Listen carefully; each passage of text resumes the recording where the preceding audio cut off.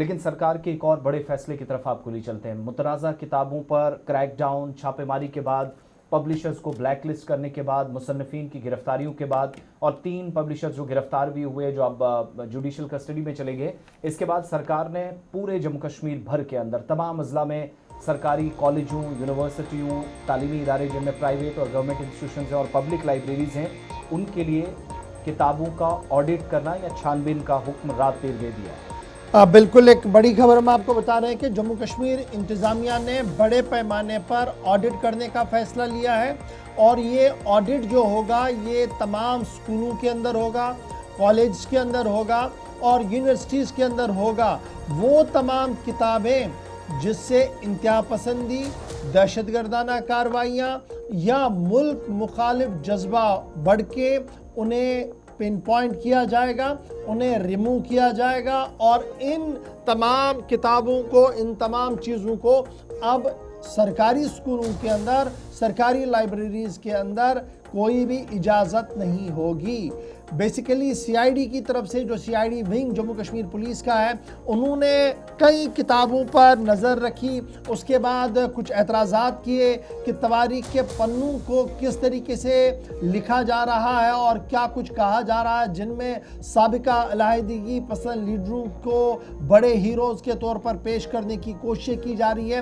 ان کتابوں کو بین ہونا چاہیے، ان کو نہیں پڑھنے دینا چاہیے.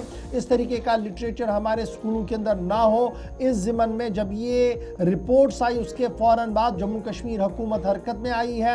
2 بڑے آرڈر جاری کر دیے گئے ہیں جس کے تحت اب یہ تمام سکولوں کے اندر آڈٹ ہوگا، یونیورسٹیز اور کالج کے اندر آڈٹ ہوگا، اور ان تمام کتابوں کو کھنگالا جائے گا. یاد رکھیے گا، کل ملا کر ابھی تک کتابوں کے معاملے پر 8 سرکاری افسر جو ایس ایس کے ہیں، سمگرا شکشا کے ہیں، بک کنٹروورسی کے اندر وہ سسپینشن میں ہیں. آلریڈی ان کے خلاف انکوائری چل رہی ہے.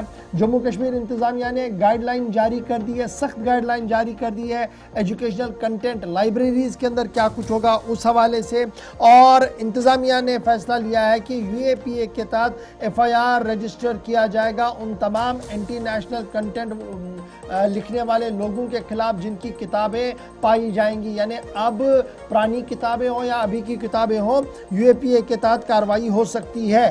اگرچہ حکومتی اداروں کی طرف سے یہ بات سامنے رکھی جا رہی ہے، تاہم ایکیڈیمیشنز یعنی جو ماہر تعلیم ہے یا قلمکار ہیں، وہ لگاتار سوال اٹھا رہے ہیں اور اکاؤنٹیبلٹی کا سوال اٹھا رہے ہیں کہ آخر کس طریقے سے یہ چیزیں ہو سکتی ہیں. ہر ایک چیز کو لکھنے کا حق ہونا چاہیے لیکن ایک دائرے کے اندر.